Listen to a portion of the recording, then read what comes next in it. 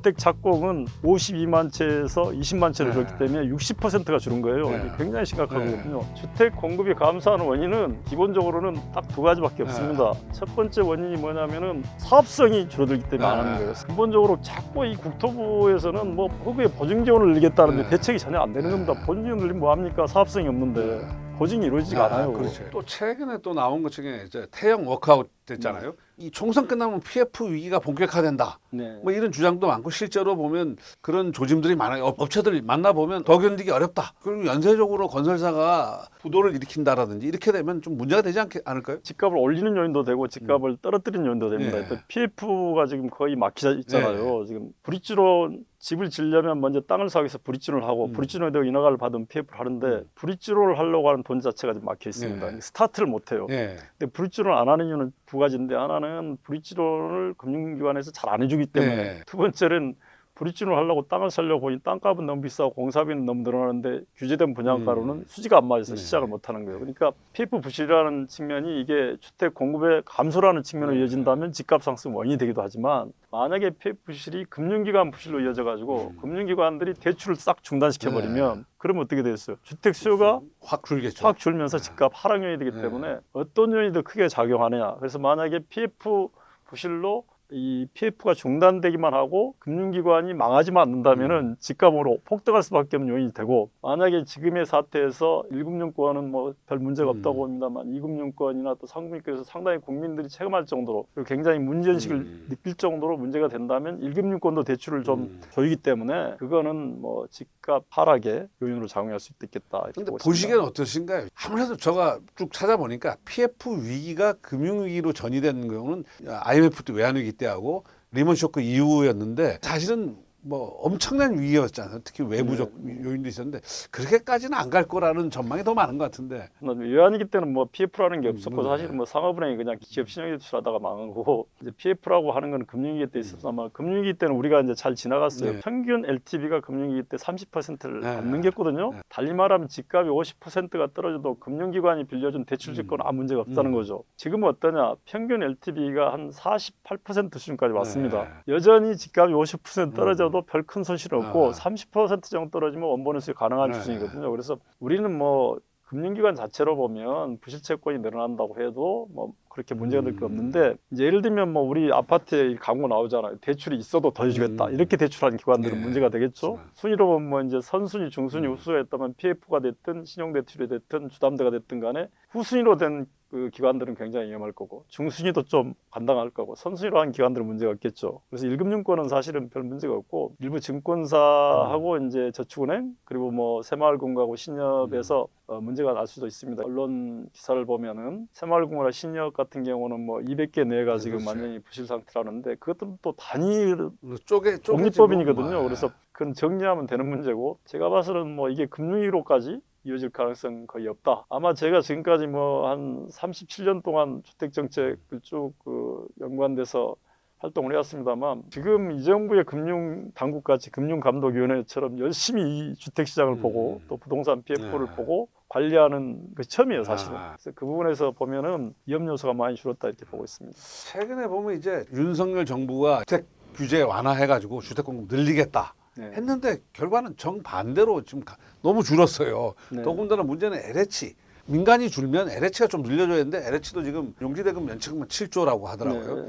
이렇게 되면 공공 민간 이게 다 급감했어요. 이게 사실 아까 말씀하신 급감이 이렇게 지속이 되면 집값이 또 문재인 정부 시대처럼 폭발적으로 오르는 거 아니냐 그런 우려도 나와요. 이 대책은 없는 건가요? 사실 이제 유능한 의사는 환자가 오면 이렇게 진단을 해서 병에 맞는 처방을 하는 게 유능한 의사잖아요. 근데 이번 정부가 주택이 공급이 줄어들면 나중에 집값이 폭등해서 참 국민들이 살기 어렵게 되겠다 싶어서 주택 공급 확대 대책을 2번이나 나왔어요. 근데 주택 공급이 감소하는 원인하고 전혀 관계없는 대책만 내는 거예요. 주택 공급이 감소하는 원인은 기본적으로는 딱 두 가지밖에 없습니다. 첫 번째 원인이 뭐냐면은 사업성이 줄어들기 때문에 안 하는 거예요. 사업성은 왜 줄어드냐? 땅 사고 집 지면은 평당 한 3천만 원 받아야 되는데 2천만 원만 받아. 분양가 그치. 규제가 있기 때문에요. 분양 아파트의 분양가 규제. 옛날 같으면요. 지금같이 분양이 안 되면 전에 뭐 과거에는 주택시장이 침체되면 저한테 많이 오는 요청사항이 뭐냐면 분양 아파트 용지를 샀는데 임대 아파트를 짓도록 좀 바꿔달라는 부탁이 많았어요. 근데 지금 그런 부탁을 안 합니다. 임대 아파트를 짓는 건축비를 표준건축비라고 하는데 이 표준건축비가 분양 아파트를 짓는 기본형 건축비의 53%밖에 안 돼요.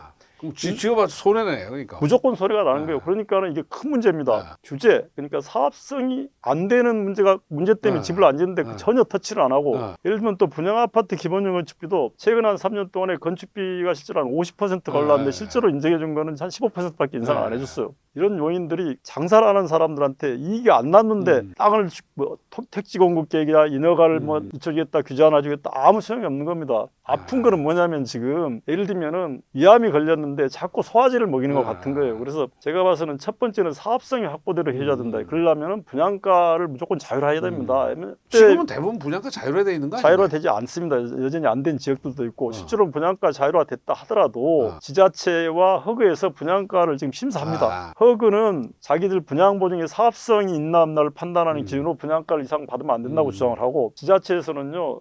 주택공급심의위원회가 있어요. 거기서 분양가 심사를 해요, 여전히. 원래는 이제 예를 들면 뭐 조정지역이나 이런 데서만 그렇죠, 분양가 예. 규제를 하게 지금 되는데 강남 3구하고 용산 거기밖에 없는데 분양가 상한제가 있는 거 아닌가요? 여전히 실제로는 분양가가 규제되고 있습니다. 그래서 첫 번째는 분양가를 무조건 규제를 못하게 해야 돼요. 그러니까 옛날에 우리 경제에서 보면은 이제 뭐 이게 상한가를 정부가 이제 규제 가격을 하면은 단기적으로는 성과가 되지만 장기적으로 하면 공급 감소가 이루어지거든요. 근데 또 뭐냐면 그렇게 막 분양가 올리면 미분양 쌓일 거 아니에요. 이제 그거는 그렇습니다. 지금 미분양이라는 그래요. 이게 저희는 이제 좀 이따 그 분야는 따로 얘기를 할 텐데 그렇게 안 되도록 해야 됩니다. 사실은. 그래서 이제 정부가 분양가를 잘 할 때 분양 보증을 받아야 되거든요. 분양 보증을 하고 PF를 해야 집을 짓기 때문에 그분에 대한 대책을 하면서 그 조정하면 되는 것이고 그다음에 이제 두 번째가 이제 집이 안정해주는 사업성이 확보되게 하는 첫 번째는 분양가를 제대로 인정해 주는 거. 그래서 임대 아파트 표준건축비를 올려주는 거예요. 올려주는 게 아니라 현실화 시켜야 돼요. 무슨 분양 아파트 표준건축비 53%를 집을 지라는 건 임대 아파트에 철근 빼먹으라는 소리입니다. 마감재에서 그렇게 차이가 날 수가 없어요. 마감재에서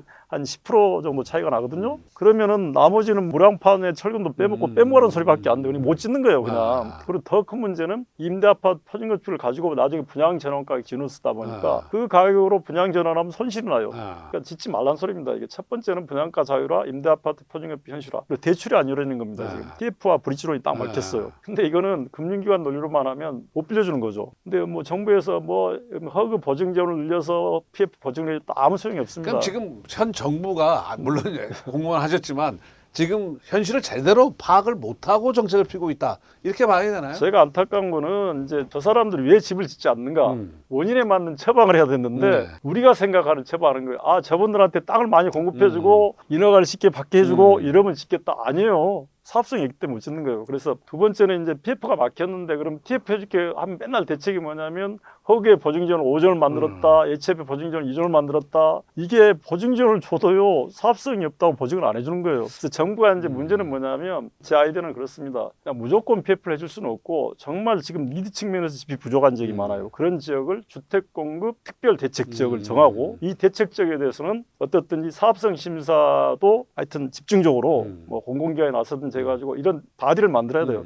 그래서 민관 합동 기구를 만들어서 국토부에서는 주택공급 특별 대책 지역을 지정하고 그다음에 사업성 심사는 민간 합동 기구를 통해서 통합 심사를 해주고 그다음에 대주단을 합동으로 만들어줘야 돼요. 지금은 개별적으로 놔두면 아무도 지원을 안 합니다. 그래서 금융위원회에서는 지난번에 뭐 PF 부실 문제 관리할 때 대주단을 관리했습니다만 그 부실 관리라는 것이었고 얘는 신규 사업을 위한 대주단을 좀 만들어서 이 세 가지가 어디 사무실 따로 만들어서 금융위 공무원들, 국토부 공무원들 그다음에 뭐 심사하는 기관들 이래가지고 국토부는 특별공급 대책지역 지정해주고 또 사업성 심사 종합적으로 빨리 해주고 그다음에 대주단 연결해주면 대주단 대출이 나가는 그런 구조를 만들어줘야지 지금식으로는 뭐 보증기관에다 보증 재원을 확보한다고 누가 보증을 뭐 해줍니까? 안 돼요. 또 하나가 문제가 뭐냐면 재개발 재건축 이제 특히 네. 재건축 윤 정부의 어떤 대통령의 공약이었어요. 그래서 규제를 굉장히 풀어줬어요. 뭐 안전진단 풀어주고 그런데 오히려 이제 시공비가 너무 올라서 공사가 사실은 뭐 스스로도 안 늘어요. 건설사들이 옛날에 재건축 수주하려고 하다가 이제는 막 계약도 해지하고 이 채산성 전반적으로 안 맞는 것 같아요. 이거 어떻게 해야 되나 이런 건. 사실은 제갈팔 재건축은 쭉 과거를 돌아보면 집값이 막 올라가면 잘 됩니다. 네. 집값이 떨어지면 안 돼요. 돼요. 그 이유는 뭐냐면 자기 부담이 네. 있어요. 재개발 재건축의 자기 부담 구조는 뭐냐면 자기의 대지 지분을 팔아서 그 팔은 돈으로 건축비를 충당하는 구조예요. 집값이라는 거는 아파트나 재건축은요, 사실은 건축비를 30년 이상 넘어가면 잔존 가치가 없고 땅값만 남는 거예요. 집값 자체가 땅값인 겁니다. 근데 집값이 떨어지면 자기 부담이 늘어요. 그러니까 요즘 집값이 떨어지고 공사비가 보전이 안 되다 보니까 자기 부담이 느니까 옛날 같은 조합원들이 야, 내가 지금 이 저층 아파트 20평에 사는데 한 34평을 무료로 받을 수 있어 재건축하면. 근데 지금은 34평 하는데 한 3억 내야 돼. 근데 제가 옛날에 이 작년 말에 이제 세미나를 하면서 일기신도시 재건축하면서 한번 물어봤어요. 주민들한테 여러분이 재건축하면 얼마 정도까지 자기 부담을 할 수 있습니까? 물었더니 1억까지는 하겠다는 거야. 한 80%가 1억까지는 하겠다는 거야. 그러니까 1억이 넘어가면 자기 부담을 안 하겠다는 주제예요. 그래서 이제 뭐 저층 아파트 같은 분들은 이제 되게 34평이나 또는 뭐 예를 들면 20평 내를 18평 내를 살던 분들은 34평을 무료로 받아야 되고, 지금 고층 아파트는 어떻습니까? 용적률 증가분이 적기 때문에 기본적으로 그분들은 어쩔 수 없이 한 3억까지는 부담하겠다는 생각을 하는 것 같아요. 우리가 또 그 부분을 조사해 봤더니 그것도 이제 강남에 뭐 서울에 있는 지역이고 신도시 외곽 지역들은 거기도 역시 1억이에요, 부담 한도가. 근데 이분들도 지금 보면 뭐 어떻습니까? 공사비가 너무 올라가지고. 그러니까 이거는 상당히 어려운 문제입니다. 정부에서 어떤 대책을 내놔도 대책이 안 되는 거죠. 그래서 사실은 이걸 해주려면 이제 자기 부담을 줄이기 위해서는 결국은 이제 집값을 올릴 수는 없는 것이고 초과 부담 같은 걸 없애줘야죠. 부담 같은 걸 최대한 줄여주고 용적률을 돌려준 수밖에 없어요. 용적률 늘어나면 자기 부담이 줄거든요. 그래야 실질적인 대책이 되지. 지금 대책으로 재건축을 하라 안 됩니다. 공정 기준으로 용적률을 주고 공정 기준으로 공사비가 올라가는데 인정 안 해주고 그런 방법이 없는 거죠. 상당 기간은 뭐 스톱될 수밖에 없는 상황이네요. 지금 이제 집값이 좀 더 올라가고 일반 분양분에 해당하는 이제 기본형 건축비 재건축하다 보면 또 일반 분양에서 남돈으로 이제 충당하는 그렇죠. 부분이 있기 때문에 그래서 그걸 이제 현실화 시켜주면은 되고, 지금 상태가 지속된다면 아무리 정부해도 안 되는 거죠. 그러니까 지금 이게 3중고입니다. 첫 번째는 민간이 짓던 집을 못 줘요. 어떤 PF 구조 때문에. 두 번째는 재건축이 안 됩니다. 너무 부담이 커져서. 세 번째는 LH도 지금 공급을 잘 못해요. 여러 가지 문제가 지금 다 돼가지고 이게 너무 그 공급이 감소했습니다. 지금. 통계를 보니까 좀 충격적이더라고요. 그러니까 이 작년에 건축 착공 면적이 전년 대비 31% 감소하고 이게 2009년 이후 최소더라고요. 근데 보니까 이거는 사실은 건축 착공 면적이라는 게 서민경제하고 직결된 건데 선거를 앞둔 전해에 이 정도로 충격적인 수치가 나왔다면 경기가 굉장히 작년에 안 좋았다. 아니면 올해도 안 좋을 가능성이 있다. 이렇게 봐야 되는 거 아닌가요? 저는 사실 정치권의 지난 그 총선 이제 있기 전부터 국내 경기에 특별한 요인이 없으면 건설 활동 부분에서라도 좀 활동이 일어나도록 좀 어떤 대책을 취해야 될 거냐 이런 얘기를 했는데 잘 못 알아듣더라고요. 무슨 뜻인지. 근데 이 건축 착공 면적이라는 거는 뭐 집, 뭐 공장, 뭐 그렇죠. 상가 다 합친 건데 집만 보면 60%가 줄은 겁니다. 주택 착공은 52만 채에서 20만 채로 줄었기 때문에 60%가 줄은 거예요. 이게 굉장히 심각하거든요. 근데 그러면 사실은 뭐 관련된 해가 이해 당사자들이 엄청 근데 많잖아요. 이것도 마찬가지입니다. 이제 정부에서 건설 경기 뭐 촉진 방안 내놨어요. 근데 이것도 마찬가지예요. 핵심적인 문제를 터치를 못한 거예요. 아까 말한 대로 예를 들면 공사비 문제도 터치를 못했고, 그다음에 PF 구조도 터치를 못했고, 건설하는데 규제 하나를 해주는데 인허가를 규제 하나 해주고 뭘 해주고, 아니 사업성인데 무슨 규제라고 서 있겠으며 PF가 안 되는데 무슨 규제라고 서 있겠습니까? 그러니까 근본적으로 자꾸 이 국토부에서는 뭐 허그에 보증 지원을 늘리겠다는데 대책이 전혀 안 되는 겁니다. 보증 지원 늘리면 뭐 합니까? 사업성이 없는데. 보증이 이루어지지가 않아요. 그렇죠. 근데 어쨌든 그런 것들이 결국 총선의 결과가 아닌가 하는 생각도 들어요. 뭐 총선은 저는 뭐 보면은 꼭 주택 시장이나 일반 경제보다는 다른 요인이 이제 더 많이 작용했다고 보는데. 괜히 정치 얘기니까 하겠습니다.